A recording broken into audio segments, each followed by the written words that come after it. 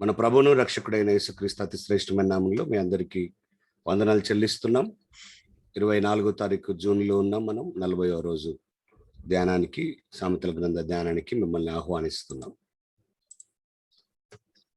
దేవుడు నమ్మదగిన దేవుడు, అన్ని పరిస్థితుల్లో చాలైన దేవుడై ఉన్నాడు. దయచేసి మీరు అవకాశం ఉన్న వాళ్ళందరూ వీడియో ఆన్ చేయడానికి ప్రయత్నం చేయండి. వీలైతే అందరూ ఆన్ చేయడానికి సిద్ధపడి ఉండండి. అది మంచిది మీకు నాకు.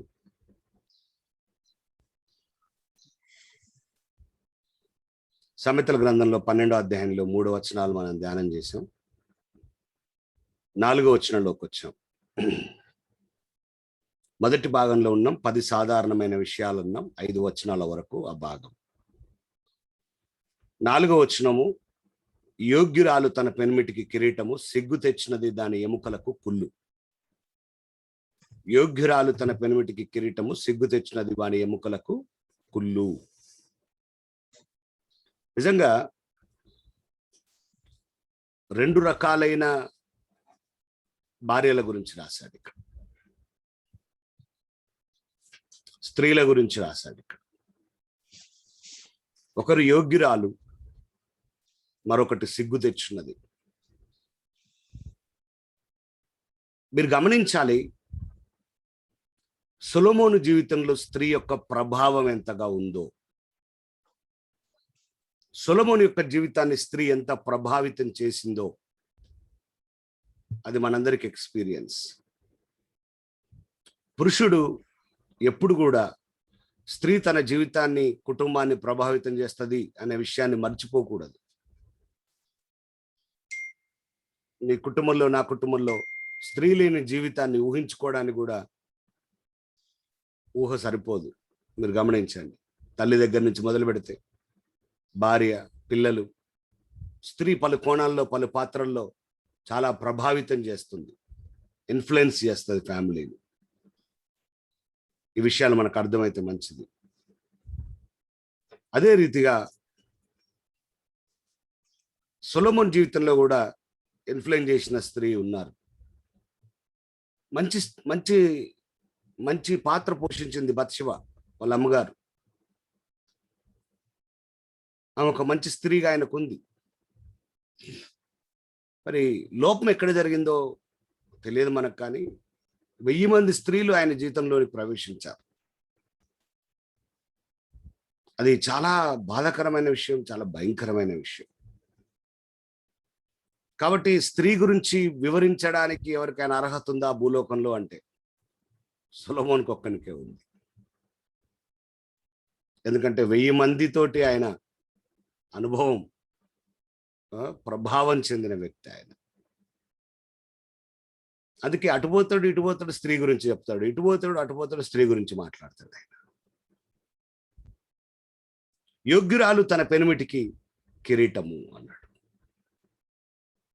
మీరు చూడండి, పరమగీతం 3వ అధ్యాయం 11వ వచనంలో, సియోను కుమార్తెలారా వేంచేయుడి, కిరీటము ధరించిన సొలొమోను రాజును చూడుడి, వివాహ దినమున అతని తల్లి అతనికి పెట్టిన కిరీటము చూడుడి అని ఉంటుంది. అసలు కిరీటం ఎప్పుడు పెడతారు? వివాహ దినాన కాదు, పట్టాభిషేకం జరిగిన దినాన పెడతారు. రాజుగా అభిషేకించబడిన దినాన కిరీటం పెడతారు. సొలొమోను వాళ్ళ తల్లి, ఈయనకు జరిగిన మొదటి వివాహం, ఆ వివాహంలో వాళ్ళ తల్లి కిరీటం పెట్టిందట. ఏంటిదా కిరీటం అంటే ఇక్కడ చెప్పాడు సీక్రెట్. యోగ్యురాలు తన పెనిమిటికి కిరీటం. దయచేసి స్త్రీలు ఈ విషయంలో కొంచెం సీరియస్గా ఆలోచిస్తారని నేను మీతో ఈ విషయాలు చెప్తున్నాను. భార్యగా నువ్వు నీ భర్తకు కిరీటంగా ఉన్నావా? నా ప్రశ్న. యోగ్యురాలైతే తన పెనిమిటికి కిరీటంగా ఉంటుంది. ఒక భార్యగా నువ్వు నీ పెనిమిటికి, నీ భర్తకు కిరీటంగా ఉన్నావా? ప్రశ్నించుకోవాలి. లేదా సిగ్గు తెచ్చినది, అవమానం తెచ్చేదిగా ఉన్నావా? అంటే భార్య యొక్క యోగ్యత భర్త కిరీటంలో దాచిపెట్టబడ్డది. భర్తకున్న కిరీటము భార్య యోగ్యతను రుజువు చేస్తుంది. ప్రియ దేవుని బిడ్డలారా, కిరీటము అధికారానికి గుర్తు. కిరీటము గొప్పతనానికి గుర్తు. కిరీటము తల ఎత్తుకొని బ్రతకడానికి గుర్తు. పరలోకంలో దేవుడు మన నుండి ఆశించేది కూడా అయ్యే కిరీటాలు. ఈ లోకంలో మనం పొందుకోవాల్సిన కిరీటాలు ఉన్నాయి, చాలా కిరీటాలు ఉన్నాయి. అయితే యోగ్యురాలైన భార్య ద్వారా పొందుకునే కిరీటము భర్తగా అది ఉన్నతమైందే. కాబట్టి స్త్రీలారా, నువ్వు యోగ్యురాలుగా నీ పెనిమిటికి కిరీటం తెచ్చేదానివా, లేదా సిగ్గు తెచ్చే భార్యగా ఉన్నావా, సిగ్గు తీసే భార్యగా ఉన్నావా, అవమానపరిచే భార్యగా ఉన్నావా, అవమానాన్ని తెచ్చే భార్యగా ఉన్నావా? ఆలోచించాలి. ఒక భార్య స్థానంలో ఖచ్చితంగా ఈ వాక్యాన్ని జ్ఞాపకం పెట్టుకోవాలి. బైబిల్లో చాలా మంది భార్యలు ఉన్నారు. ఈ సొలొమోనే కొంతమంది భార్యల గురించి మాట్లాడాడు. మీరు రాసుకోగలిగితే సామెతలు 27:15-16 గయ్యాలి భార్య అన్నాడు. సామెతలు 27:15-16 గయ్యాలి భార్య. సామెతలు 21:9 కూడా ఉంది ఇదే గయ్యాలి భార్య, గయ్యాలి భార్య.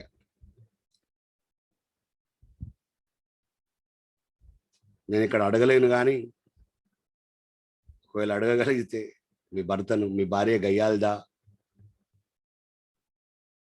మీ ముందు చెప్పలేరేమో. చాలాసార్లు చాలా మంది వచ్చి గయ్యాలిది సార్, బ్రదర్ గయ్యాలిది పాస్టర్ గారు, మా వల్ల కావట్లేదు అని మన సంఘంలో నుండి వచ్చి చెప్పిన భర్తలు నాకు తెలుసు. మీ గురించే గయ్యాలి భార్యలు లేకపోలేదు. సామెతలు 21:19 జగడగొండి భార్య. ఎప్పుడు గునుగుడు గునుగుడు గునుగుడు గునుగుడు, జగడం జగడం జగడం జగడం, చిన్నదానికి పెద్దదానికి గిన్నెలు బిందెలు అన్ని రంధ్రాలు పడేటట్టు మాట్లాడు, సొట్టలు పోయేటట్టు చేసుడు. జగడగొండి భార్య ఈవిడ. సామెతలు 19:13 పోరు పెట్టే భార్య. ఎప్పుడు పోరు పెడుతుంది, అది కావాలి, ఇది కావాలి, అది కావాలి, ఇది కావాలి. సామెతలు 19:14 సుబుద్ధి గల భార్య. సుబుద్ధి గల భార్య. అబీగయీలు వస్తుంది లెక్క. సుబుద్ధి గల భార్య. సామెతలు 14:1 జ్ఞానవంతురాలైన భార్య. జ్ఞానవంతురాలైన భార్య. కాబట్టి గయ్యాలి భార్యగా ఉంటావా, జగడగొండి భార్యగా ఉంటావా, పోరుబెట్టు భార్యగా ఉంటావా, లేదా ఉన్నావా? లేదంటే మేము సుబుద్ధి గల భార్యగా ఉంటాము, జ్ఞానవంతురాలైన భార్యగా ఉంటాము అనేది ఎవరికి వారు వ్యక్తిగతంగా తీసుకోవాల్సిన నిర్ణయము అని నేను ఆలోచన పెడుతున్నాను. చాలా మంది గయ్యాలి భార్యలే ఉన్నారు. చర్చికి వచ్చినప్పుడు చాలా బాగుంటారు, పరిశుద్ధులు ఉన్నప్పుడు బాగుంటారు, ప్రార్థన చేసినప్పుడు బాగుంటారు, కానీ వాళ్ళ లోపల గయ్యాలితనం అలాగే ఉండి ఒక రోజున దాన్ని వ్యక్తపరుస్తారు.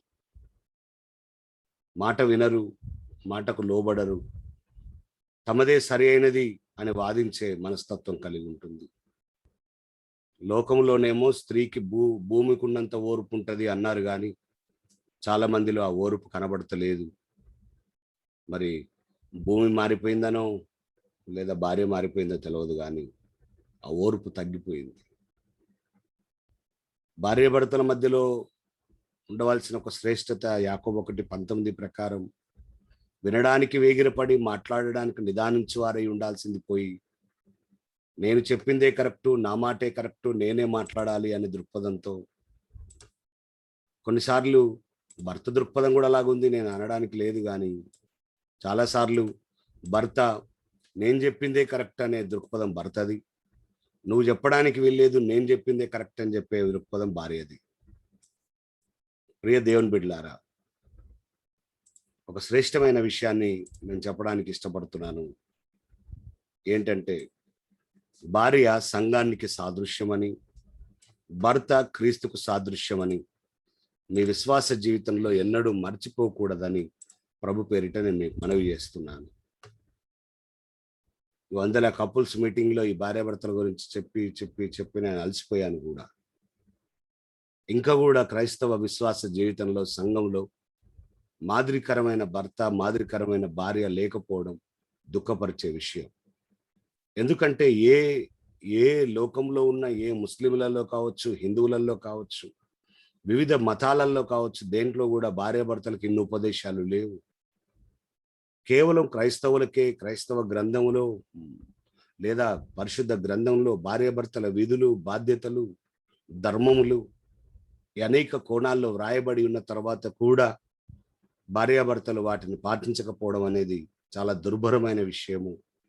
దయచేసి దాన్ని గమనించాల్సిందని మనవి. యోగ్యురాలైన భార్య తన పెనిమిటికి కిరీటం. నీ ద్వారా నీ భర్తకి ఎప్పుడు కిరీటం ఉండాలి. నేను తప్పును సమర్థించమని చెప్పట్లేదు, పాపానికి సపోర్ట్ చేయమని చెప్పట్లేదు. కానీ నీ భర్తకు అవమానం తెచ్చే విధంగా ఉండొద్దు అంటున్నా నేను. సిగ్గు తెచ్చినది వాని ఎముకలకు కుళ్ళు, వాని ఎముకలకు కుళ్ళు. ఈ మాట చాలా కష్టం. సిగ్గు తెచ్చినది అనగా అపకీర్తి తెచ్చేదిగా ఉంది ఈవిడ, అపకీర్తిని సంపాదించేదిగా ఉంది ఈవిడ. ఈ కుళ్ళు అనే మాట ఇదే సామెతల గ్రంథంలో పలుమార్లు వాడబడ్డది. సామెతల గ్రంథం 14వ అధ్యాయం 30వ వచనంలో, సాత్వికమైన మనసు శరీరానికి జీవము, మత్సరము ఎముకలకు కుళ్ళు. మత్సరము ఎముకలకు కుళ్ళు అనే మాట మనం గమనిస్తున్నాం. మత్సరమట ఎముకలకు కుళ్ళట. కాబట్టి హబక్కూకు కూడా అంటాడు, నా ఎముకలు కుళ్ళిపోయే పరిస్థితి వచ్చేసింది. హబక్కూకు 3:16లో.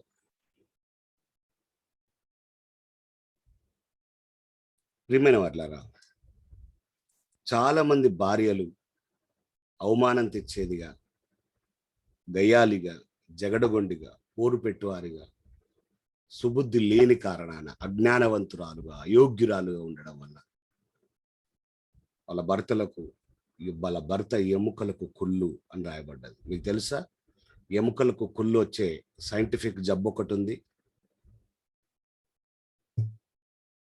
ఏంటది? క్యాన్సర్. టీబీ.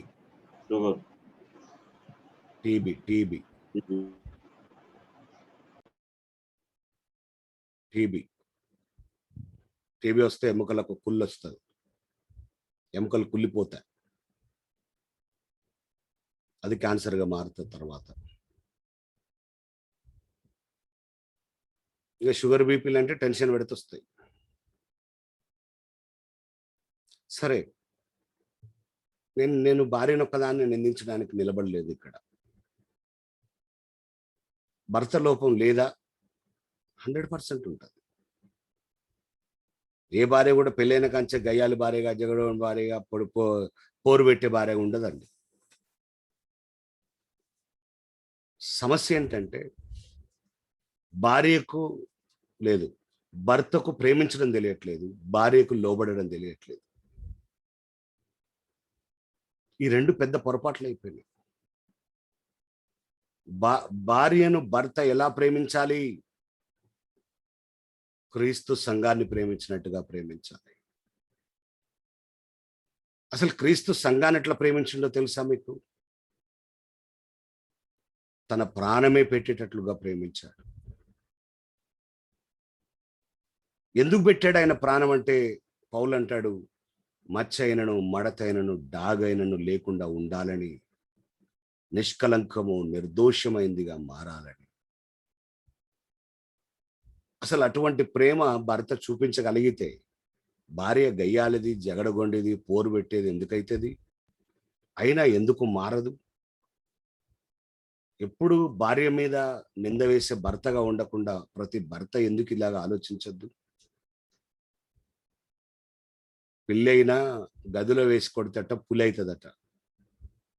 అలా చాలా మంది హింసించి హింసించి భార్యను గయ్యాళిదానిగా, జగడగొండిగా, పోరు పెట్టేదానిగా తయారు చేశారు. నేనేమంటానంటే భార్యాభర్తల మధ్యలో ఉండాల్సింది అడ్జస్ట్మెంట్ కాదు, అండర్స్టాండింగ్.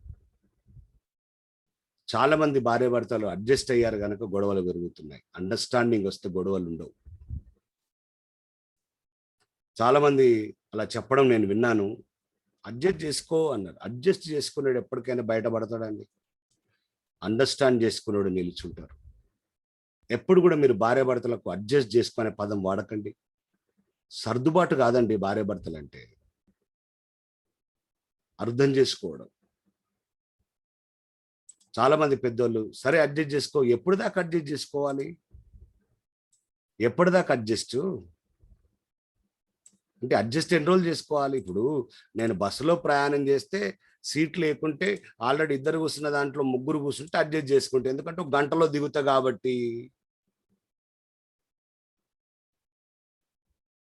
ఒకరోజు నాకు రోజు బెడ్ మీద పడుకునే అలవాటు ఉంటే ఈ బెడ్ దొరకకపోతే ఏదో నవార మంచంలోనో తాడు మంచంలోనో కిందనో వండుకోండి ఒక్కరోజు అంటే ఆ ఒక్కరోజు నేను అడ్జస్ట్ చేసుకుంటా.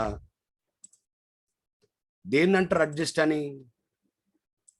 నలుగురు కొరకు వండింది 6గురు తినాల్సి వస్తే అడ్జస్ట్ చేసుకొని తిందాం, దాన్ని అడ్జస్ట్ అంటారు. తాత్కాలికంగా చేసేది కదా అడ్జస్ట్. శాశ్వత కాలం చేసేది అడ్జస్ట్మెంట్ కాదు, అండర్స్టాండింగ్. కాబట్టి భార్యాభర్తలు బ్రతకాల్సింది అడ్జస్ట్మెంట్ల మీద కాదు, అండర్స్టాండింగ్ మీద. కాబట్టి ఎప్పుడు కూడా భార్య నేను అడ్జస్ట్ అయి బ్రతుకుతున్నా అనే భావన మీ లోపల ఉండని. భర్త కూడా నేను అడ్జస్ట్ చేసుకుంటున్నా, no, that is wrong word. భార్యాభర్తల మధ్యలో ఉండకూడని 12 పదాలు ఉన్నాయి. అందులో ఒక పదం అడ్జస్ట్మెంట్. అడ్జస్ట్మెంట్ ఎప్పుడైనా కపుల్స్ మీటింగ్ జరిగినప్పుడు చెప్తా నేను, 12 పదాలు ఉండొద్దు భార్యాభర్తల మధ్యలో. The first one is adjustment ఉండొద్దు, అండర్స్టాండింగ్ ఉండాలి. అడ్జస్ట్ కావద్దండి, తప్పదు. చాలా మంది అడ్జస్ట్ అయ్యి ఏం చేస్తారు తెలుసా? ఇంకా ఇంకా నా వల్ల కాదు ఈ అడ్జస్ట్మెంట్ అంటున్నారు. అందుకే వాళ్ళు స్టార్ట్ అవుతున్నారు రెబిలియన్గా. అండర్స్టాండింగ్ ఉన్నాడు నా వల్ల కాదు అర్థం చేసుకోవడం అన్నాడు. ఇంకా అందుకే భార్యాభర్తల మధ్యలో పెరగాల్సింది అండర్స్టాండింగ్ స్టేటస్. ఆ అడ్జస్ట్మెంట్ కాకుండా ఆ అండర్స్టాండింగ్ చేసుకునే భర్త, ఆ భార్య అయితే యోగ్యురాలవుతుంది. నేను చాలాసార్లు చెప్పింది ఏందండి, భార్యాభర్తలు ఎవరు? 2 క్షమించుచున్న హృదయాలు.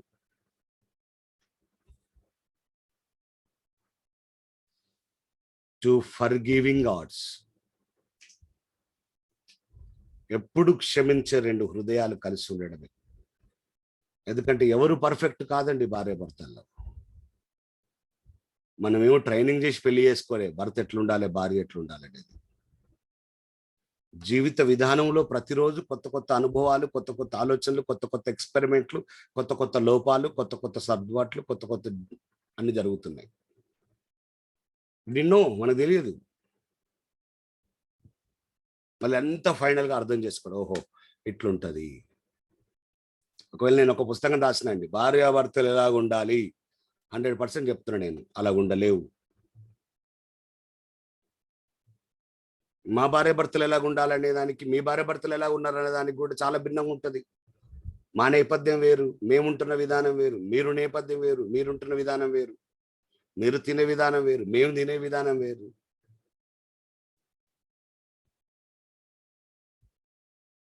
ఒక్కొక్కరిది ఒక్కొక్క విధానం. మీ ఇంట్లో ఆయన తొందరగా అన్నం పెట్టు అంటాడేమో, నేను పెట్టినాక గంటకు గాని పోను. వేరు, అవన్నీ వేరు. చాలా భిన్నమైన సంస్కృతులు, భిన్నమైన ఆలోచనలు, భిన్నమైన అలవాట్ల మధ్యలో భార్య భర్తలు కలిసి ఉంటున్నారు. పెరిగిన నేపథ్యం వేరు, ఉన్న నేపథ్యం వేరు. దేవుని పిల్లలు యోగ్యురాలుగా ఉండాలి, యోగ్యుడిగా ఉండాలి. కాబట్టి ప్రతి భార్య ఆలోచించుకోండి, ఎలా ఉండాలి నీ కుటుంబం విషయంలో, నీ పిల్లల విషయంలో. ఒక మంచి మాదిరి లేని భార్య భర్తలు తయారవడం చాలా దుర్భరం, చాలా దుర్భరం. మీ పిల్లలు మిమ్మల్ని మాదిరిగా తీసుకోగలరా? మీ పిల్లలు మిమ్మల్ని గమనిస్తున్నారు కదా, ఎలాంటి మాదిరి తల్లి తండ్రి ఇస్తున్నారు. బిడ్డ భయపడుతుందేమో, అమ్మో డాడీ లాంటి భర్త దొరుకుతాడేమో అని భయపడుతుందా? మమ్మీ లాంటి భార్య దొరుకుతుందేమో అని నీ కొడుకు భయపడుతున్నారా? అదా నీ మాదిరి? అమ్మో పెళ్లి చేసుకున్నాక మా అమ్మ దగ్గర వారి నాయను నా భార్య ఏడేగుతుంది అని భయపడే పిల్లల్ని చూసిన నేను. కొంతమంది యవనస్తులతో మాట్లాడినప్పుడు, అన్న పెళ్లి చేసుకుంటే మాత్రం మా అమ్మ దగ్గర అది ఒక్కరోజు ఉండదన్న, మా సంసారం నిలవదు అని చెప్పిన యవ్వనస్తులను, పెళ్లి కానోళ్ళని చూసిన నేను. అంత మంచి అభిప్రాయం ఉంది వాళ్ళ అమ్మ మీద వాళ్ళకు. ఆమె కడుపులో పుట్టిన నా వల్లనే అయితే లేదన్నా, వచ్చేదాని వల్ల ఏడైతుందన్నా అన్నాడు ఆయన. ఎంత మంచి మాదిరండి మీరు. మీ పిల్లల దగ్గర మీ మాదిరి ఏంది? గయ్యాలి తల్లి, పోరు పెట్టే తల్లి, జగడగొండి తల్లి.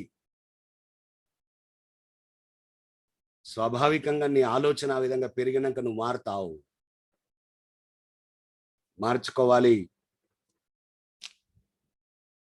నీ తత్వమే, నీ విధానమే, నీ పద్ధతే నీ కుటుంబాన్ని, సంబంధాలను తెంపేస్తుంది. Please please. చాలా విషయాలు నాకు జ్ఞాపకం వస్తున్నాయి, కానీ ఇది కపుల్స్ మీటింగ్ కాదు కాబట్టి వదిలేద్దాం ఇక్కడ మనం. ఓకే, యోగ్యురాలుగా ఉండాలి భార్య, సిగ్గు తెచ్చినదిగా ఉండొద్దు. తర్వాత చదువుకోండి, కొరింథీ మొదటి పత్రిక 11వ అధ్యాయం 7 నుండి 11 వచనాలు. కొరింథీ మొదటి పత్రిక 11వ అధ్యాయం 7 నుండి 11 వచనాలు. సామెతలు 31 అధ్యాయం అద్భుతమైన అధ్యాయం అండి.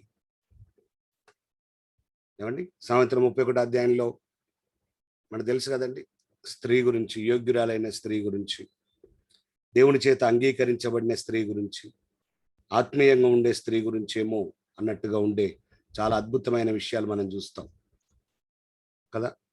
నేను మీకు ఇందాకే చెప్పలే, గుణవతి అయిన భార్య. సామెతలు 31:10లో గుణవతి అయిన భార్య.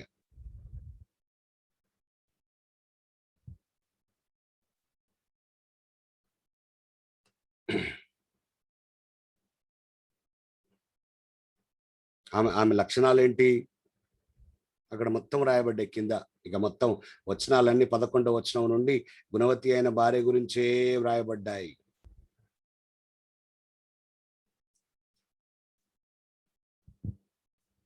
ఎస్తేరు యోగ్యురాలు అని రాయబడ్డది తెలుసా మీకు? ఎస్తేరు 1:19లో ఆయన యోగ్యురాల్ని రాణిగా చేయాలి అని రాజు అనుకున్నప్పుడు ఎస్తేరు యోగ్యురాలుగా తేల్చబడ్డది. అహశ్వరేషు దృష్టిలో ఆ రాజ్య నిబంధనలో ఎస్తేరు యోగ్యురాలైంది. కాబట్టి స్త్రీలరా, సీరియస్గా మీరు ఆలోచించండి.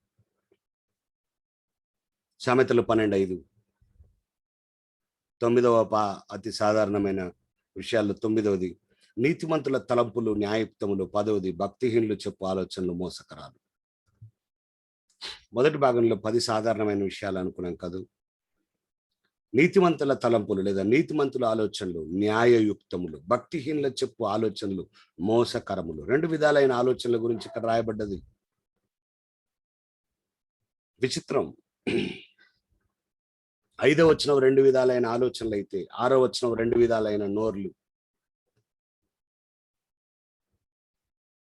చాలా డిఫరెన్స్ కనబడుతుంది మనకు. నీ తలంపులు, నీ ఆలోచనలు నీతిమంతులవా, భక్తిహీనులయా అనేది ప్రశ్న ఈరోజు. నీతిమంతుల ఆలోచన అయితే అవి న్యాయయుక్తము, న్యాయయుక్తము, న్యాయయుక్తము. అదే భక్తిహీనుల చెప్పే ఆలోచనలు అయితే మోసం. బైబిల్ అంటుంది అవి మోసకరములు, మోసకరములు అని చెప్తుంది. ప్రియమైన వారలారా, నీ ఆలోచనలు ఎలా ఉంటున్నాయి? నీ ఆలోచన విధానం ఎలాగుంటుంది? యెషయా 55:7 దేవుని ఆలోచన వల్ల మన ఆలోచనలు ఉన్నాయా? మన ఆలోచనలు ఎలా ఉంటున్నాయి? ఇవన్నీ కూడా ప్రశ్నించుకోవాల్సిన విషయాలే. దేవా, నన్ను పరిశోధించి నా హృదయం తెలుసుకో, నన్ను పరీక్షించిన ఆలోచన తెలుసుకో అని ప్రార్థిస్తున్నాడు భక్తుడు, కీర్తనకారుడు 139వ కీర్తన 23లో. అందుకే మన తలంపులు, మన ఆలోచనలు నీతిమంతులుగా ఉంటాయి, న్యాయము మరియు యుక్తమైనవి అన్నాడు. దురాలోచన చేయకండి, దుష్టాలోచన చేయకండి, పాపపాలోచన చేయకండి, భక్తి లేనోడు ఆలోచించినట్టుగా ఆలోచించకండి. భక్తిహీనులు చెప్పే ఆలోచనలు మోసకరాలని గ్రహించండి. భక్తిహీనుల ఆలోచన నిన్ను మోసంలోకి నడిపిస్తుందని ఆలోచించండి. కొరింథీ మొదటి పత్రిక 4:5లో ఈ ఆలోచనను గురించిన విషయము. కొరింథీ మొదటి పత్రిక 4వ అధ్యాయం 5వ వచనంలో చాలా స్పష్టంగా, సమయం రాకమునుపు అనగా ప్రభు వచ్చే వరకు దేనిని గురించి తీర్పు తీర్చకుడి. ఆయన అంధకారమందలి రహస్యములను వెలుగులోనికి తెచ్చి హృదయంలోని ఆలోచనలను బయలుపరిచినప్పుడు ప్రతివానికి తగిన మెప్పు కలగజేస్తాడు. నీ హృదయంలోని ఆలోచనలను దేవుడు బయటికి తీసుకొస్తాడు, దానికి తగిన మెప్పు కలిగిస్తాడు. అందుకే చెప్పండి మీ పక్క వాళ్ళకు, మీ ఆలోచన విషయంలో జాగ్రత్త అని.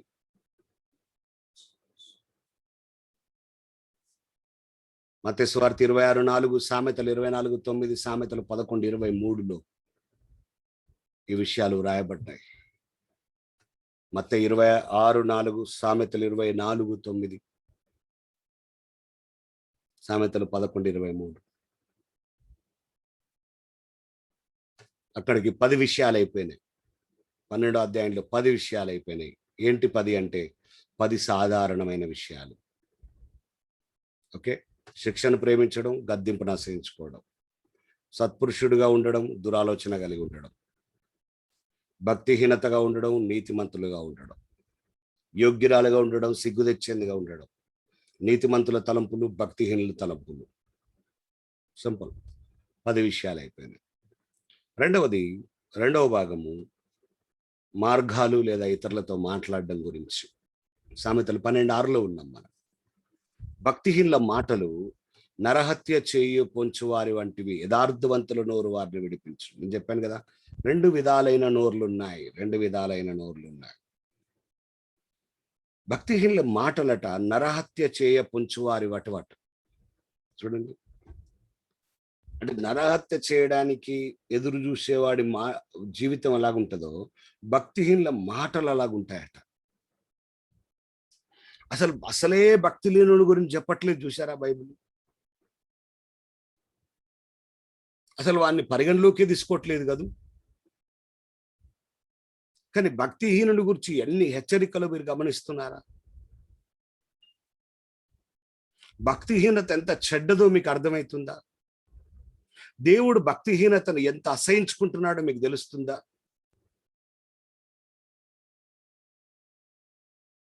సామెతలు చదువుతున్నప్పుడు ప్రార్థన పూర్వకంగా భక్తిహీనతను జయించడానికి దేవుణ్ణి అడగాలి. సమర్థించుకోకండి, నాకు భక్తిహీనత లేదేమో అని మీరు అనుకోవడం, అది ఇంకొక పాపం అయితే జాగ్రత్త. భక్తి విషయంలో ఎలాంటి హీనత ఉండడానికి వీలు లేకుండా సరి చేసుకుంటే మంచిది అని నేను మిమ్మల్ని హెచ్చరిస్తున్నాను. యథార్థవంతుల నోరు వారిని విడిపిస్తుందట. వారిని విడిపిస్తుందట. సామెతలు 14:3లో భక్తిహీనుల మాటల గురించి చెప్పిన కొన్ని మాటలు, కొన్ని రెఫరెన్స్లు తర్వాత మీరు చదువుకుండా, చాలా సింపులే కాబట్టి రెఫరెన్స్లు ఇచ్చిన నెక్స్ట్ వచనానికి వెళ్తాను. సామెతలు 14:3, ఇర్మియా 5:26, ఇర్మియా 5:26, అపోస్తుల కార్యాలు 23:12, అపోస్తుల కార్యాలు 25:3, యెషయా 59:7.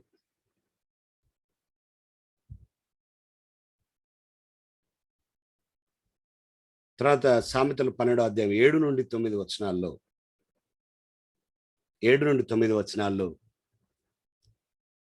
6 సాధారణమైన విషయాలు మనకు కనబడతాయి. మళ్ళీ 6 మళ్ళీ ఇక్కడ భక్తిహీనత గురించి మాట్లాడతాడు. చూడండి, భక్తిహీనత, నీతిమంతులు, యథార్థత.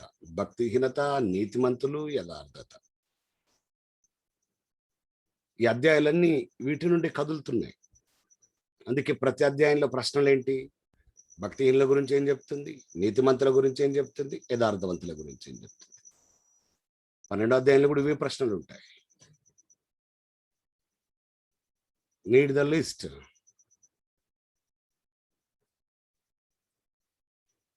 ఏడవ వచనం, భక్తిహీనులు పాడై లేకపోదురు, నీతిమంతుల ఇల్లు నిలుచును. ఒక రోజుకు చూస్తే భక్తిహీనులు ఉండకుండా వెళ్ళిపోతారట. భక్తిహీనులు బాగా పెద్దగా ఎదిగినట్టు అయిపోయి కూలిపోతారు. ఒకరోజు వాళ్ళు పాడైపోతారు, వాళ్ళు లేకపోతారు. నీతిమంతుల ఇల్లు శాశ్వత కాలం వరకు నిలుచును. ఈ నిలుచును అనగానే యేసుక్రీస్తు వారు చెప్పిన ఒక శ్రేష్టమైన ఉపమానం మత్తయి సువార్త 7వ అధ్యాయంలో 24 నుండి 27 వచనములో ఇసుక పునాది, బండ పునాది గురించి చెప్పిన మాట. 2 పునాదుల మీద వరదొచ్చింది, వానొచ్చింది, గాలొచ్చింది. చాలా మంది ఏమనుకుంటున్నారంటే, యేసుక్రీస్తు నమ్ముకుంటే మాకేది రాదేమో, మాకేది ఉండదేమో, మేము అన్ని రకాలుగా పర్ఫెక్ట్గా ఉంటామేమో అనే సువార్త, తప్పుడు సువార్త ప్రకటించబడుతుంది. మత్తయి సువార్త 7వ అధ్యాయం 24 నుండి 27లో మనం ఇప్పుడు చెప్పబడిన మాటలో ప్రభు ఏం చెప్పాడో మీరు అర్థం చేసుకోవడానికి ప్రయత్నించాలి. ఏ సువార్త ప్రకటించాలో మీకు తెలియాలి. కాబట్టి నా మాటలు విని వాటి చొప్పున ప్రతివాడు బండ మీద తన ఇల్లు కట్టుకున్న బుద్ధిమంతుని పోలి ఉండును. వాన కురిసెను, వరదలు వచ్చెను, గాలి విసిరి ఆ ఇంటి మీద కొట్టెను, గాని దాని పునాది బండ మీద వేయబడెను గనుక అది పడలేదు. మరియు ఈ మాటలు విని వాటి చొప్పున చేయని ప్రతివాడు ఇసుక మీద తన ఇల్లు కట్టుకున్న బుద్ధిహీనుని పోలి ఉన్నాడు. వాన కురిసింది, వరదలు వచ్చినాయి, గాలి విసిరింది, ఆ ఇంటి మీద కొట్టింది, అప్పుడు అది కూలిపోయింది. అంటే బండ మీద కట్టబడ్డా వాన వస్తుంది, వరద వస్తుంది, గాలి వస్తుంది. ఇసుక మీద కట్టబడ్డా వాన వస్తుంది, వరద వస్తుంది, గాలి వస్తుంది. కాకపోతే బండ మీద కడితే ఉంటది, ఇసుకలో కడితే కూలుతుంది, అంతే. నీతిమంతులకు శ్రమలు ఎందుకు వస్తాయి? భక్తిహీనులకి శ్రమలు రావాలి కదా. శ్రమలు అందరికీ వస్తాయి. కానీ బండ పునాది ఉన్నోడు నిలబడతాడు, ఇసుక పునాది ఉన్నోడు పడిపోతాడు. అంతే దాని సారం, సింపుల్ సారం. భక్తిహీనులు ఆ బురదలో, వానలో, గాలిలో లేకపోతారు. కానీ నీతిమంతుడు నిలుస్తాడు, నిత్యము నిలిచిన వాడిగా ఉంటాడు. నీ పునాది ఏది అనేది నా ప్రశ్న. బైబిల్లో పునాది లేదా పునాదులు చాలా ప్రాముఖ్యమైనవిగా కనబడతాయి మనకు బైబిల్లో.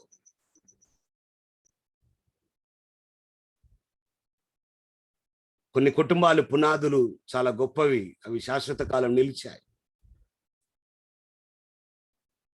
సామెతలు 11:21, సామెతలు 10:25 మరియు 30, 37వ కీర్తన 10వ వచనము, 35 నుండి 38 వచనాలు, సామెతలు 15:25. ఈ వచనం కొరకు ధ్యానించండి. 12:7 కొరకు ధ్యానించండి. సామెతలు 11:21 అండి, 10:25 మరి 30 అండి, కీర్తన 37వ అధ్యాయం 10 అండి, కీర్తన 37, 35 నుండి 38 అండి, సామెతలు 15:25. సామెతలు 12వ అధ్యాయం 8వ వచనంలో ఉన్నాం. ఒక్కొక్క మనుషుడు తన వివేకము కొలది పొగడబడును, కుటిల చిత్తుడు తృణీకరించబడును. మళ్ళీ వివేకము, వివేచన మనకు కనబడుతుంది. చూసారా? వివేకమున్న వ్యక్తి 6 సాధారణమైన విషయాలనే కాదు, భక్తిహీనుడు, నీతిమంతుడు, వివేకమున్నోడు, కుటిల చిత్తుడు 4వ వాడు.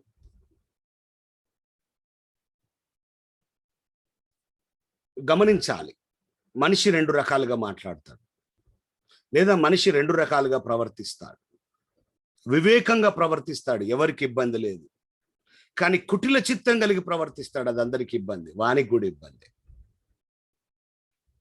ఒక వ్యక్తి వివేకంగా మాట్లాడొచ్చు, కానీ కుయుక్తితో మాట్లాడడానికి వీల్లేదు. ఒక వ్యక్తి యుక్తిగా ప్రవర్తించవచ్చు, కానీ కుయుక్తి వాడడానికి వీల్లేదు. కుటిలత ఉండి మాట్లాడొద్దు, కుటిలతతో ప్రవర్తించొద్దు. వివేకం ఉన్నవాడు పొగడబడతాడు, కుటిలత ఉన్నవాడు తృణీకరించబడతాడు. ఎంత గొప్ప వివరణనో ఇది. ఇక మళ్ళా వివేకం గురించి అంటే మళ్ళీ మొన్న కూడా చెప్పాను. సామెతలు 9:10 వివేకానికి కావాల్సిందేంటో, వివేచన కావాల్సిందేంటో సామెతలు 9:10లో చూసాం. యోబు 27:28 దుష్టత్వాన్ని విడవడమే వివేకం. వాడు పొగడబడతాడు, చాలా అద్భుతం. కొరింథీ 2వ పత్రిక 10:18లో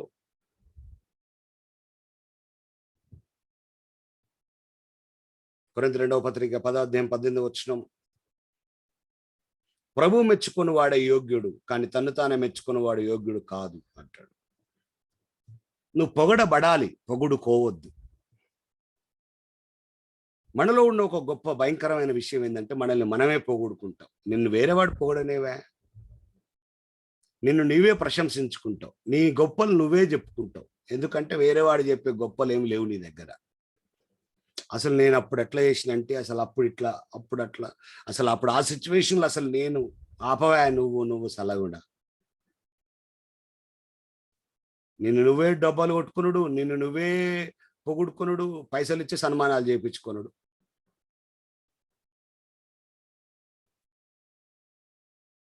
ఒక సేవకుడు అడుగుతా ఉన్నాడు, మీరు చర్చికి వస్తే తప్పకుండా లాస్ట్కి షాలో కప్పుతారు కదా అంటుండే ఆయన. అసలు వాళ్ళు కప్పుతానక ముందు ఈయన అంటాడు, అట్లాంటి నాకు ఇష్టం ఉండదు మరి అన్నారండి. తోడు కప్పుతా అని అంటే నీ నీ ఇంటెన్షన్ ఏంది? ఇండైరెక్ట్గా నాకు చామంతి పూలు, బంతి పూలు కాదు, నాకు రోజా పూలతో ఉన్న దండలు వేసుకుంటా నేను మరి అంటే నీ ఉద్దేశం ఏందా? ఏదో 50-60 రూపాయలు పెట్టు దండ తెచ్చి వేద్దాం అనుకుంటారు, సచ్చినోడికి వేసినట్టు. రోజా పూల ఎడదేస్తారు 100 పెట్టి. పెళ్ళి అని ఇదేమన్నా? నిన్ను పొగడాలి, నిన్ను మెచ్చుకోవాలి, రాజాది రాజా, పూజాది పూజ అని నిన్ను లేవనెత్తాల. నీ వివేకం కొలది నువ్వు పొగడబడాలి. ఇలా అంటా నేను, నీ వివేకమే నిన్ను పొగడాలి. మానవుడు కలిగి ఉన్న వివేకం ఆ మానవుని పొగిడేదిగా ఉండాలి. కుటిల చిత్తుడు తప్పకుండా తృణీకరించబడతాడు. అందుకే చెప్తున్నాను, నేను పొగడాల్సింది దేవుడు, నేను పొగడాల్సింది, నేను మెచ్చుకోవాల్సింది దేవుని పిల్లలు. అది నీ వివేకాన్ని బట్టి జరిగే క్రియ. నీ వివేకంలో నెరవేరే విషయం అనే మాట మీరు మర్చిపోవద్దు. ఇంకా ఇంకా కొంచెం లోతుగా చెప్పాలి అంటే, మనం మెచ్చుకోవాల్సింది, మనం పొగడాల్సింది, మనం మహిమపరచాల్సింది దేవుణ్ణి మాత్రమే. పొగడ్తలకు, మెచ్చుకోవడాలకు, గొప్పకు అర్హుడెవరైనా ఉన్నారంటే ఆయన దేవుడు మాత్రమే. మనుషులు ఆశిస్తాం, మనుషులు కోరుకుంటాం. ఎస్, మనుషులు చేసిన దాన్ని పొగడడంలో తప్పని నేను అనట్లేదు. మనుషులు ఏదైనా మంచి పని చేస్తే మెచ్చుకోవడం తప్పని అనట్లేదు, కానీ నువ్వు కోరుకోవద్దు అంటున్నా నేను. కోరుకోవద్దు అంటున్నా నేను.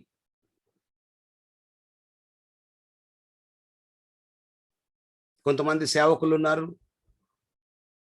సేవకుల్లో చాలా మందిలో ఈ దురుద్దేశం ఉంది. మమ్మల్ని స్టేజ్ మీదకి పిలవాలి, మా గురించి చెప్పాలి, మాకు దండలేయాలి, మాకు శాలువాలు కప్పాలి. నిన్ను పొగడాల్సింది, నేను గౌరవించాల్సింది, నేను మెచ్చుకోవాల్సింది దేవుడు. నువ్వు ఆశించకు. వాళ్ళు అలా చేస్తే దేవునికి స్తోత్రం. ఆశించి వాళ్ళు అలా చేయలేదనుకో, భంగపడతావు కదా. ప్రభు ఏమన్నాడండి మత్తయి సువార్త 20వ అధ్యాయంలో, ఇంచుమించుగా చివరి 10-12 వచనాల్లో, మీలో ఎవడైనా ముఖ్యుడిగా ఉండాలంటే ఎలా ఉండాలన్నాడు? ఎలాంటి వాడు ముఖ్యుడిగా ఉండగలడు అన్నాడు? మీలో ప్రథముడు ఎలాగ ఉండాలన్నాడు? మనం ఎలా ఉంటున్నాం? మనల్ని ఎవరు ఎలా పొగడాలని చెప్పాడు? యేసుప్రభు అక్కడ 3 విషయాలు చెప్పాడు. మూడు మూడు అతి శ్రేష్టమైన విషయాలు అవి. ఒక వ్యక్తి గొప్పవాడిగా ఉండడానికి ఏం చేయాలి అనే దానికి మత్తయి సువార్త 20వ అధ్యాయంలో 20వ వచనం నుండి చదువుకుంటూ పోతే, జబదయి కుమారుల తల్లి తన కుమారులకు లెఫ్ట్ రైట్ సీట్లు కావాలని వచ్చినప్పుడు జరిగిన సంఘటన. యేసు ప్రభు ఈ మాట చెప్తున్నాడు 25 నుండి. యేసు తన యుద్ధకు వారిని పిలిచి, అన్యజనులలో అధికారులు వారి మీద ప్రభుత్వం చేయుదురని, వారిలో గొప్పవారు వారి మీద అధికారం చేయుదురని మీకు తెలియను. 26వ వచనం ఎక్సలెంట్, అది మీరు అండర్లైన్ చేయండి. మీలో అలాగుండకూడదు. మీలో ఎవడు గొప్పవాడై ఉండగోరునో వాడు మీ పరిచారకుడై ఉండాలి. మీలో ఎవడు ముఖ్యుడై ఉండగోరునో వాడు మీ దాసుడై ఉండాలి. మొదటిది పరిచారకుడు, రెండవది దాసుడు. మూడవది, అలాగే మనుష్య కుమారుడు పరిచారం చేయించుకొనుటకు రాలేదు గాని పరిచారం చేయుటకు అనేకులకు ప్రతిగా విమోచన క్రయధనముగా తన ప్రాణమునిచ్చుటకు వచ్చెను. అందుకే గొప్పవాడిగా ఉండాలనుకుంటే పరిచారకుడై ఉండాలి, ముఖ్యుడిగా ఉండాలి అంటే దాసుడుగా ఉండాలి, గొప్పవాడిగా ఉండాలి అంటే ప్రాణం పెట్టాలి. ఇంకా హై స్టాండర్డ్ లో ఉండాలి సార్ అంటే ప్రాణం పెట్టాలి. నువ్వు వెనుకకి ఇలా తగ్గుతున్నా కొద్దీ అలా హెచ్చించబడతావు. అది బైబిల్ పద్ధతి. మనం పరిచారకులను చేస్తాం, దాసులను చేస్తాం, ప్రాణాలు తీస్తాం. అది కాదు మన గొప్పతనం. నువ్వు పరిచారకుడుగా ఉండాలి, నువ్వు దాసుడుగా ఉండాలి, నువ్వు ప్రాణం పెట్టాలి. ఎంతసేపు నువ్వు బాసే, చీపురు పట్టు, అది ఇది పెట్టు. ఒక్కసారి చీపురు పట్టినవాను అప్పుడు తెలుస్తుంది నీకు. ఒక్కసారి నువ్వు ముందుండి పని చేసినావు అప్పుడు తెలుస్తుంది నీకు. నువ్వు గొప్పవాడిగా ఉండాలంటే నువ్వు పరిచారకుడుగా ఉండు, నువ్వు ముఖ్యుడిగా ఉండాలంటే నువ్వు దాసుడిగా ఉండు, నువ్వు అందరి చేత గణపరచబడాలంటే నువ్వు ప్రాణం పెట్టు. ఈ 3 యేసు ప్రభువులు వారు చేశారు. అందుకే ఆయన దేవుడు. ఆయన అన్ని నామములకెల్లా పైనామం గలవాడిగా మారాడు. ప్రతి నాలుక ఆయనను స్తుతిస్తుంది, ప్రతి మోకాలు ఆయన పేరిట వంగుతుంది. అంత గొప్ప పేరిట్లు వచ్చింది అంటే ఆయన లోకంలో ఆయన దేవుడు. అది తీసివేయలేనటువంటి గొప్ప సత్యం. అయితే అంతకంటే ఎక్కువగా ఆయన ఈ లోకంలో పరిచారకుడిగా, దాసుడిగా, ప్రాణం పెట్టువాడిగా ఉండి ఆ విధమైన పేరు తెచ్చుకున్నాడు. అందుకే ఎవరు పొగడబడాలి, ఎవరు పొగుడుకోవాలి? ఇతరులు నిన్ను పొగడాలి. దేవుని మాత్రమే పొగడాలి, లేదా దేవుని మాత్రమే మహిమపరచాలి. కొన్నిసార్లు ఇది కూడా చాలా బాధాకరమైన విషయం. దేవుని కంటే ఎక్కువ మనుషులను పొగడేటోళ్ళు చాలా మంది ఉన్నారు. దేవుని కంటే ఎక్కువ మనుషులను గొప్ప చేసేటోళ్ళు చాలా మంది ఉన్నారు. అందులో సేవకులు ఉన్నారు, విశ్వాసులు ఉన్నారు. మంచి ప్రసంగికుడు, సూపర్, చాలిగా. ఇంకా అది చాలా ఒక్క మాట. ఓ గొప్ప సేవకుడు అసలు ఆయన, అది ఇది ఇది అది. ఇక ఎట్లుంటదంటే కొన్నిసార్లు ఇక శ్రీమంతుడు, సర్వాధిపతి, ఎల్షడాయి ఈయన, ఎల్రోయి ఈయన అన్నట్టు చెప్తారు కొంతమంది. ఇంచుమించు దేవుని స్థాయి లేదా దేవుని కంటే ఎక్కువ కూడా మాట్లాడే వాళ్ళు చాలా మంది ఉన్నారు. అవును, ఆయన నీకు ఆపదలు ఆదుకొని ఉండొచ్చు, నీ కష్టం నువ్వు తీర్చుండొచ్చు, కానీ దేవుడు కాడెప్పటికీ. దేవుని స్థాయి కూడా కాదు. నా దృష్టిలో అయితే ఈయనే దేవుడు అండి అని చెప్పిన సేవకులను చూశాను నేను, విశ్వాసులను చూశాను నేను. అభిమానం వెరిపుంతలు దొక్కొద్దు, అది వాక్యానుసారం కాదు. అపోస్తుల కార్యాలు 12:23లో అద్భుతమైన మాట ఉంటుందండి. హేరోదు దేవుణ్ణి మహిమపరచనందున ప్రభువు దూత అతన్ని మొత్తెను అనే మాట మనం చూస్తాం అపోస్తులు 12:23లో. జాగ్రత్త, దేవుణ్ణి మహిమపరచకుంటే దూతలు సిద్ధంగా ఉన్నారు, మొత్తుతారు. పురుగులు పడి చచ్చిపోయిందంట ఆయన. కాబట్టి ప్రభు అంటాడు కదా, నాకు రావాల్సిన మహిమ, నాకు రావాల్సిన ఘనత నేను ఎవరికి ఇచ్చేవాడిని కాదు. జాగ్రత్తగా ఉండండి. సామెతలు 12:9లో ఉన్నాం. ఆహారం లేకున్నా తనను తాను పొగుడుకునేవానికంటే దాసులు గల అల్పుడు గొప్పవాడు. అల్పుడు గొప్పవాడు. ఇంతసేపు అదే మాట్లాడుతున్నాం. అదే మన లోకంలో ఉన్న సామెతే. ఆ ఇంట్లో కుండలు కొట్లాడితే గానీ మన మీసాల సంపంగి నూనె కావాలన్నట్టు ఉంటుందంట. అది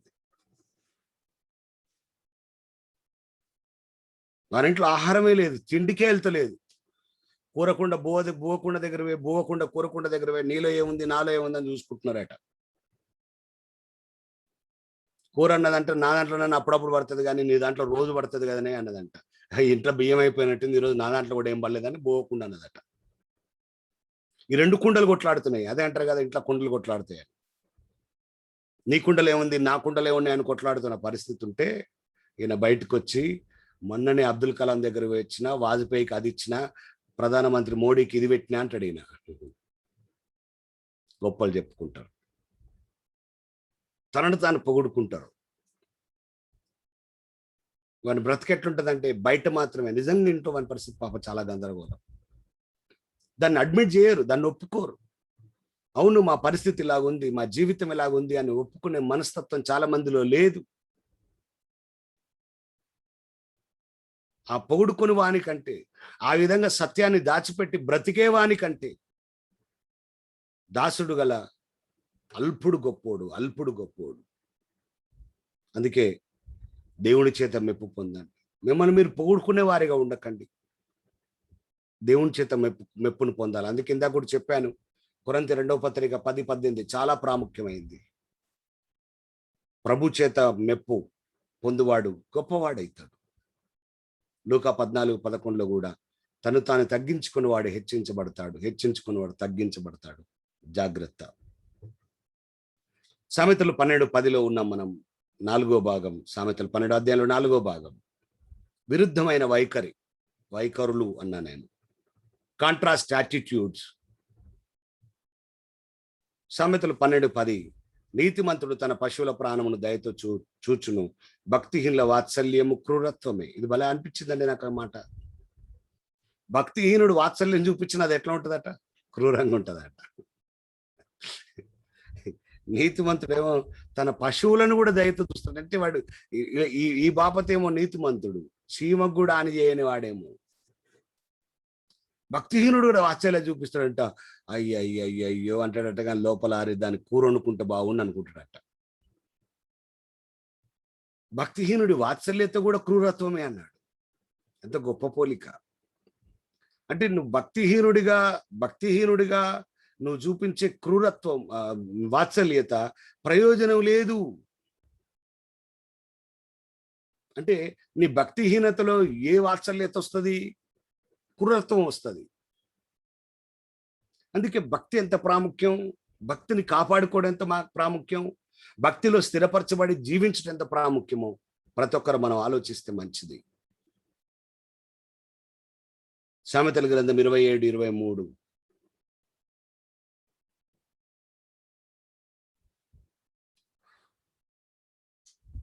మనం చాలా స్పష్టంగా ఇక్కడ ఈ మాట చదువుతాం. నీ పశువుల స్థితి జాగ్రత్తగా తెలుసుకునము, నీ మందలయందు మనసుంచుమని చెప్తాడు. అంటే దేవుడు నీకు ఇచ్చిన వేటి ఎడలనైనా నువ్వు ప్రత్యేకమైన శ్రద్ధ కలిగి ఉంటావు. నీతిమంతునికి ఆ శ్రద్ధ ఉంటుంది, ఆ ఆలోచన ఉంటుంది. మీరు చూడండి, ధర్మశాస్త్రంలో హెచ్చరించబడిన ఒక మాట, ద్వితోపదేశకాండం 25 అధ్యాయం 4వ వచనం, నూర్చెడి ఎద్దు మూతికి చిక్కం వేయకూడదు. చాలాసార్లు చదివాం కదా. నూర్చెడి యుద్ధం అంటే కళ్ళం దొక్కుతున్న ఎద్దు మూతికి చిక్కం వేయొద్దు. ఎట్లుంటుందండి? అంటే దాని అర్థం మీకు అర్థమైంది కదా, వ్యవసాయం తెలిసిన మీకు అర్థమై ఉంటుంది కదా. అంటే కళ్ళం దొక్కుతున్నప్పుడు కొన్ని ఎద్దు తినడంలో తప్పేమీ లేదు. చిక్కం వేసి ఎట్లుంటుంది తెలుసా, నీకు ఇష్టమైన కూర వండి అమ్మ లోపల పెట్టి తాళం వేసుకొని పోతే ఎట్లుంటుంది?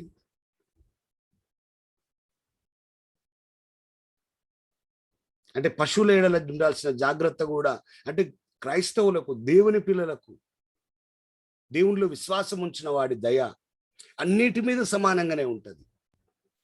క్రైస్తవుల ఏడల ఒక రకమైన దయ, క్రైస్తవులు కాని వారి ఏడల ఒక రకమైన దయ, యేసుక్రీస్తు నమ్మనోళ్ళని చూస్తే ఒక రకమైన దయ, జంతువులను చూస్తే అట్లా ఉండడు వాడు.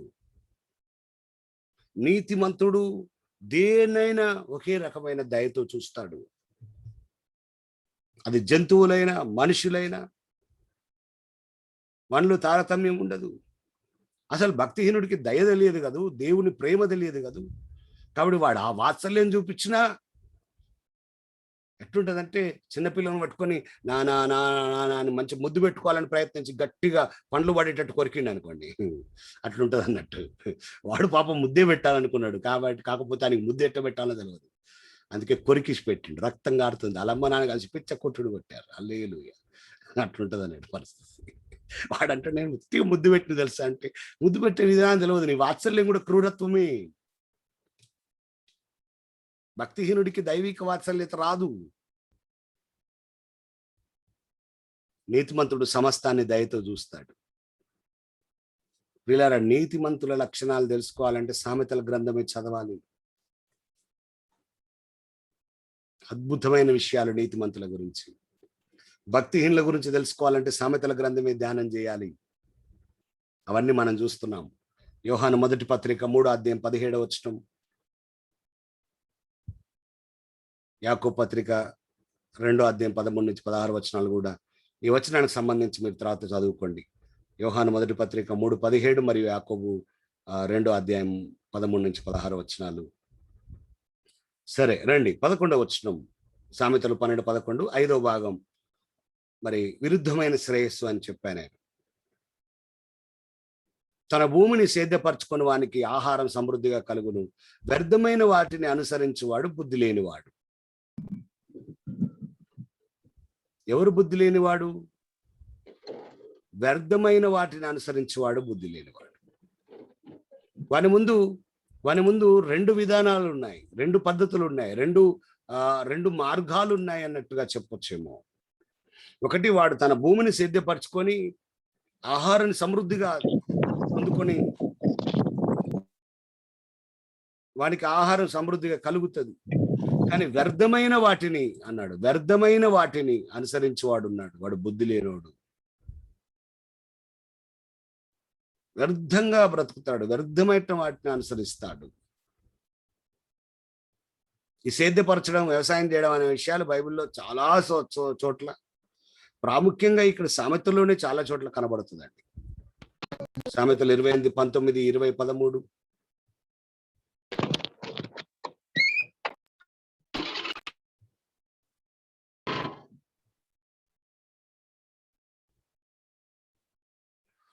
తన పొలం సేద్యం చేసుకున్న వానికి అన్నం కడుపు నిండా దొరుకును, వ్యర్థమైన వాటిని అనుసరించే వారికి పేదరికం ఇంత అంత కాదు. సామెతలు 28:19 అలా చదువుతాం. సామెతలు 20:13.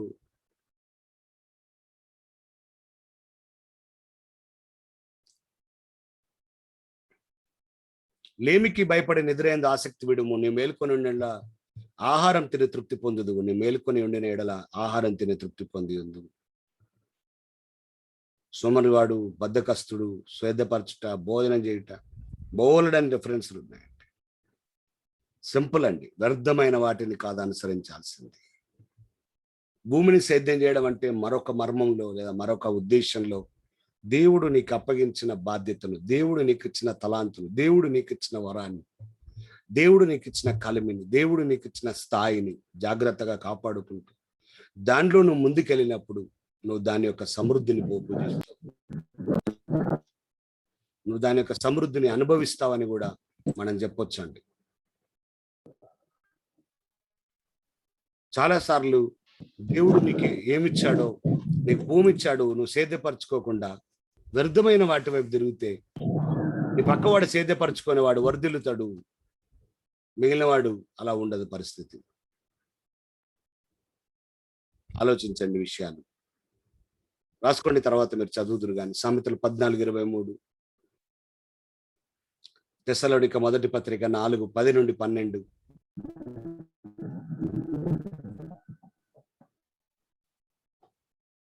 ఎఫెసీ 4:27-28,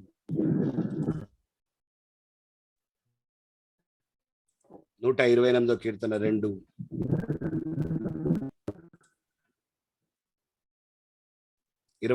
కీర్తన 4,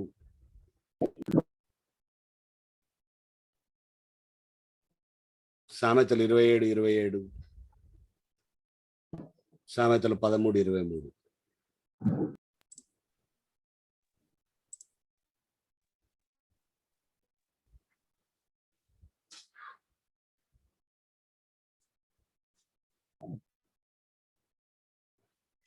మళ్ళొకసారి చెప్పండి అండి, మళ్ళొకసారి అండి. సామెత ఓకే, 11 వచ్చినాం కదా.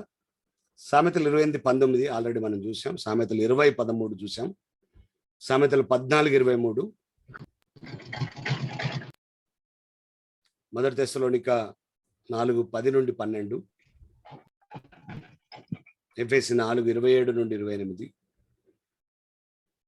128వ కీర్తన 2, 26వ కీర్తన 4, సామెతలు 27:27, సామెతలు 13:23.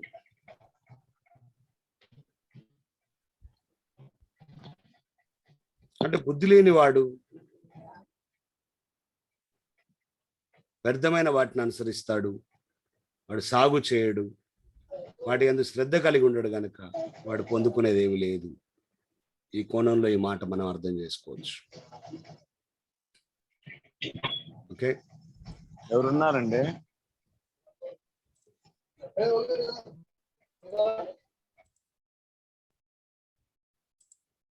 సరే,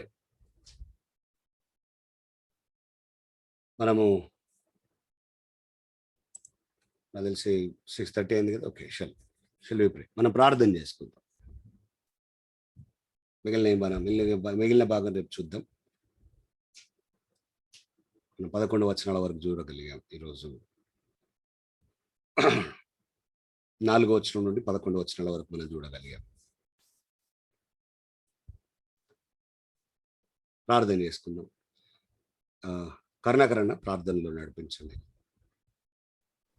మహోన్నతుడైన తండ్రి, మహాపరిశుద్ధుడైన మా యేసుక్రీస్తు ప్రభువా, నీ ఘనమైన, పరిశుద్ధమైన, శ్రేష్టమైన పాదములకు వందనాలు, కృతజ్ఞతాస్తుతులు చెల్లిస్తున్నా. ఈ యొక్క సామెతల గ్రంథ ధ్యానములు 40వ రోజున నడిపించిన విధానం బట్టి నీకు వందనాలు. మరి 40 దినముల నుండి మరి బెంజమిన్ అన్న ఎంతో ప్రయాసపడుతూ మరి ప్రభువా ఈ సామెతలు అనేక విషయాలు మరి మేము తెలుసుకోవడానికి కృపను నువ్వు ఇస్తున్నావు, నీకు వందనాలు చెల్లిస్తున్నాం. నేను ఎంతో సిద్ధపడి ప్రిపేర్ చేసి మరి ప్రజలు ఆత్మీయంగా, సంఘము కానీ, సేవకులు కానీ ఈ కార్యక్రమం వీక్షిస్తున్న వారు దీవించబడాలని మరి ఎంతో ప్రయాసతో దీన్ని నడిపిస్తుండగా, మరి సిద్ధపడుతుండగా మీరు దీవించండి అన్నని మీరు ఆశీర్వదించమని ప్రార్థిస్తున్నాం. ఇంకా అనేకమైన గూఢమైన సత్యములు మేము తెలుసుకొని ఆత్మీయ జీవితంలో ముందుకు సేపి కృపదాయించమని ప్రార్థిస్తున్నాం. కేవలం మేము విని విడిచిపెట్టడం కాకుండా దీంట్లో ఉన్న లోతైన సత్యములు, మర్మములు మేము తెలుసుకొని మా సంఘములు కానీ అయ్యా మేము దాన్ని ఉపయోగించి కృపదాయించమని కూడా ప్రార్థన చేస్తున్నాం. మా వ్యక్తిగత జీవితములకు దాన్ని మేము అన్వయించుకునే కృపదయచమని కూడా ప్రార్థన చేస్తున్నాము దేవా. అనేకమైన గొప్ప సంగతులు మేము తెలుసుకుంటున్నాం, నూతన విషయాలు మేము నేర్చుకుంటున్నాం. అందుని బట్టి నేను స్తుతిస్తూ నేను గణపరుస్తున్నాం. ప్రయాసపడుతున్న అన్నని మీరు జ్ఞాపకం చేసుకోండి, సంఘాన్ని జ్ఞాపకం చేసుకోండి, ఈ టీముని మీరు జ్ఞాపకం చేసుకోండి. ఆశీర్వదించి మీరే మహిమ ఘనత ప్రభావములు పొందమని ప్రార్థన చేస్తూ మరలా రేపు నీ సన్నిధి మాతో ఉంచి మీరే మహిమ ఘనత ప్రభావములు పొందమని యేసు నామమున ప్రార్థిస్తున్నాం తండ్రి. ఆమేన్.